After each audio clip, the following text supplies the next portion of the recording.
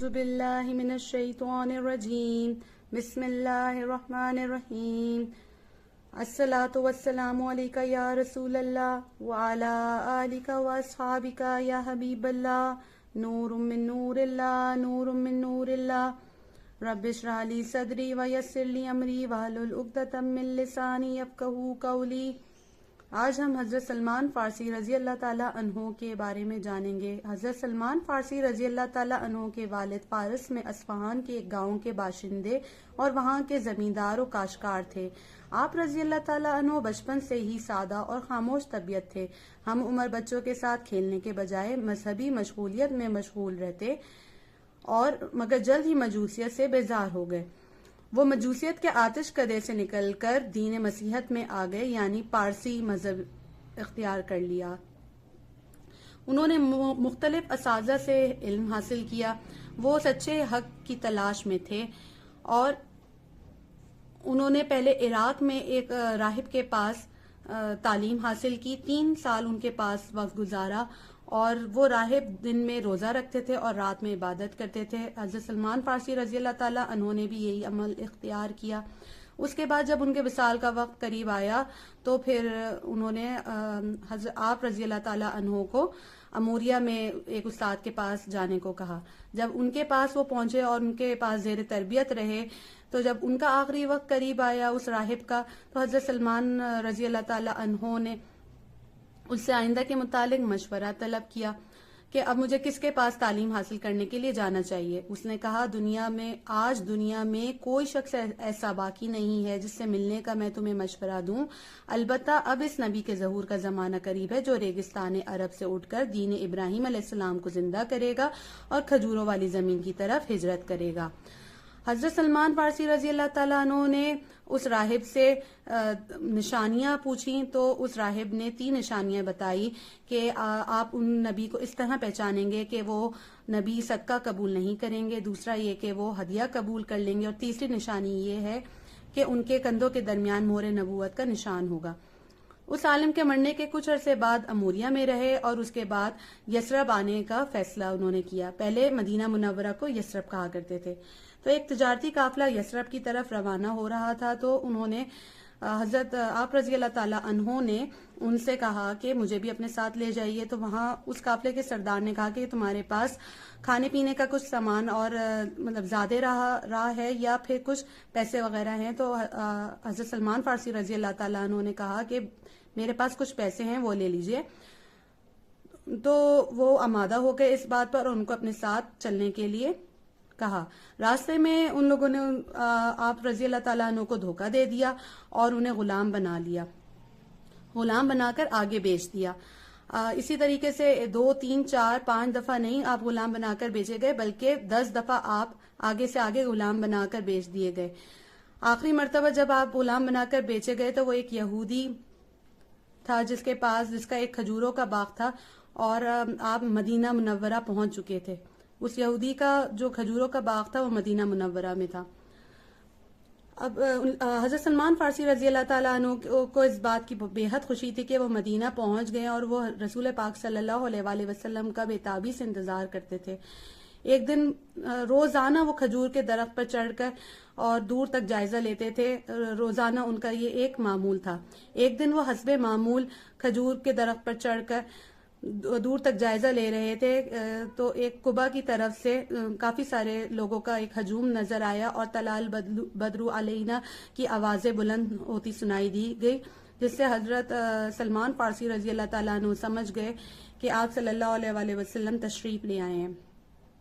بعض روایت میں ہے کہ آپ رضی اللہ تعالیٰ عنہ کھجور کے درخت پر چڑھے ہوئے تھے تو یہودی آقا کا بھتیجا ان کے پاس بھاگتا ہوا آیا اور کہنے لگا، مکہ سے ایک شخص آیا ہے جو اپنے آپ کو نبی کہتا ہے اور لوگ اسلام قبول کر رہے ہیں اور مسلمان ہو رہے ہیں۔ تو حضرت سلمان فارسی رضی اللہ تعالیٰ عنہ خوشی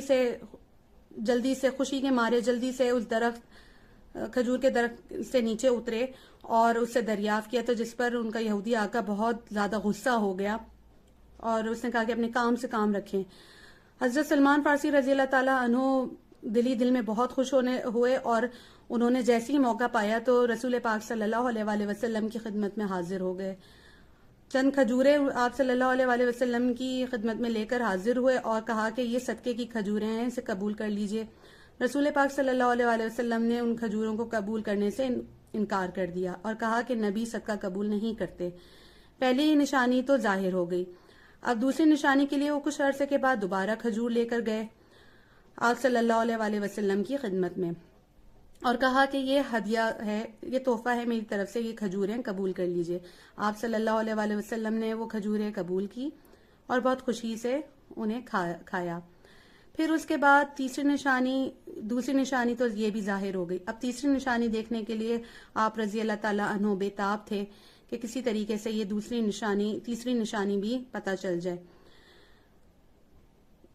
تو بعض روایت میں ہے کہ ایک صحابہ رضی اللہ تعالیٰ عنہ کا انتقال ہو گیا تو آپ صلی اللہ علیہ وآلہ وسلم ان کا نماز جنازہ پڑھا رہے تھے تو آپ رضی اللہ تعالیٰ عنہ ان کے پیچھے کھڑے تھے. آپ صلی اللہ علیہ وآلہ وسلم نے چادر اوڑھی ہوئی تھی اور آپ رضی اللہ تعالیٰ عنہ کی خواہش تھی کہ کسی طریقے سے یہ چادر ہٹ جائے، کوئی ہوا کا جھونکا آیا اور وہ مہر نبوت کو دیکھ لیں. تو ایسا ہوا کہ رسول پاک صلی اللہ علیہ وآلہ وسلم کی چادر ہٹی اور مہر نبوت انہیں دکھ گئی. اور بعض روایت میں ہے کہ رسول پاک صلی اللہ علیہ وآلہ وسلم آپ حضرت سلمان فارسی رضی اللہ تعالیٰ عنہ کے باغ میں تشریف لائے تھے، کیونکہ حضرت آپ رضی اللہ تعالیٰ عنہ نے اپنا تمام ماجرا جو ان کے ساتھ بیتا، جو آپ بیتی، انہوں نے اپنی بتائی. تو اور رسول پاک صلی اللہ علیہ وسلم نے ان سے دریافت بھی کیا کہ تم کہاں ہوتے ہو. تو وہ باغ میں ایک دفعہ اس کھجور کے باغ میں آپ صلی اللہ علیہ وسلم تشریف لے آئے تو حضرت سلمان فارسی رضی اللہ تعالیٰ عنہ نے ان کے رسول پاک صلی اللہ علیہ وآلہ وسلم کے پیچھے پیچھے چلنے لگے، کبھی دائیں ہوتے اور کبھی بائیں ہوتے. تو رسول پاک صلی اللہ علیہ وآلہ وسلم مسکرا کر کہنے لگے، سلمان تم کیا دیکھنا چاہتے ہو؟ جو تم دیکھنا چاہتے ہو لو دیکھ لو. آپ صلی اللہ علیہ وآلہ وسلم نے کندھوں پر سے چادر کو ہٹایا اور مہر نبوت حضرت سلمان فارسی رضی اللہ تعالیٰ عنہ کو دکھ گئے اور انہوں نے فوراً بوسہ دیا مہر نبوت کو اور قدموں میں گر کر اسلام قبول کر لیا. آپ صلی اللہ علیہ وآلہ وسلم نے حضرت سلمان فارسی رضی اللہ تعالیٰ عنہ کو کہا کہ اپنے یہودی آقا سے کہو کہ تمہیں آزاد کر دے، اسے جا کر بات کرو. جب حضرت سلمان فارسی رضی اللہ تعالیٰ عنہ اس یہودی آقا کے پاس گئے تو اس نے صاف انکار کر دیا اور بلکہ ایسی شرطیں لگا دی کہ کہتا ہے کہ پہلے آپ 300 درخت کھجوروں کے پودے لگائیں اور وہ ایک بھی خراب نہ ہو، اور وہ جب بڑے ہو جائیں اور وہ پھلدار ہو جائیں، اور اس کے ساتھ 40 اوقیہ سونا اس نے شرط میں مانگا، تو پھر میں آزاد کروں گا آپ کو. یہ سب باتیں آپ رضی اللہ تعالیٰ عنہ نے آ کر رسول پاک صلی اللہ علیہ وآلہ وسلم کو بتائیں. تو تمام صحابہ کرام نے مل جل کر 300 پودوں کا انتظام کیا. کسی نے کم دیے، کسی نے زیادہ دیے، اور اسی طریقے سے مل جل کر سب نے 300 کھجور کے پودوں کا انتظام کیا. رسول پاک صلی اللہ علیہ وآلہ وسلم نے حضرت سلمان فارسی رضی اللہ تعالیٰ عنہ کو حکم دیا کہ آپ جا کے گڑھے کھودیں اور ہم یہ پودے لگائیں گے. آپ صلی اللہ علیہ وآلہ وسلم نے صحابہ کرام کے ساتھ مل کر وہ نہ صرف وہ پودے کھجور کے پودے لگائے اور بلکہ ان تمام کھجور کے پودوں کو آپ صلی اللہ علیہ وآلہ وسلم نے خود پانی دیا. اور اس کے بعد دیکھتے ہی وہ درخت، وہ پودا جو ہے وہ بڑھنا شروع ہو گیا اور درخت بن گیا، اور چند ہی دنوں میں اس میں پھل بھی اتر آیا.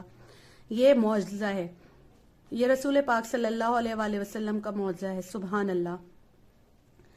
اب 40 اوقیہ سونے کا معاملہ تھا تو ایک شخص رسول پاک صلی اللہ علیہ وآلہ وسلم کی خدمت میں حاضر ہوا اور اس نے ایک سونے کا گولا یا انڈا جو ہے آپ صلی اللہ علیہ وآلہ وسلم کی خدمت میں پیش کیا. آپ صلی اللہ علیہ وآلہ وسلم نے حضرت سلمان فارسی رضی اللہ تعالیٰ عنہ کو بلایا اور کہا کہ یہ جاؤ جا کے یہودی کو دے دو. آپ رضی اللہ تعالیٰ عنہ نے فرمایا کہ یہ 40 اوقیہ تو نہیں لگتا، یہ کم لگ رہا ہے. تو آپ صلی اللہ علیہ وآلہ وسلم نے ارشاد فرمایا کہ جاؤ تم یہ جا کر دو، یہ 40 اوقیہ ہی نکلے گا. جب یہودی نے اسے تولا تو وہ 40 اوقیہ ہی نکلا، اور اس نے 3 بار اس یہودی نے تولا کیونکہ اس کو یقین نہیں آ رہا تھا، اور وہ ہر دفعہ 40 اوقیہ ہی نکلا. اس طریقے سے آپ رضی اللہ تعالیٰ عنہ کو غلامی سے رہائی ملی.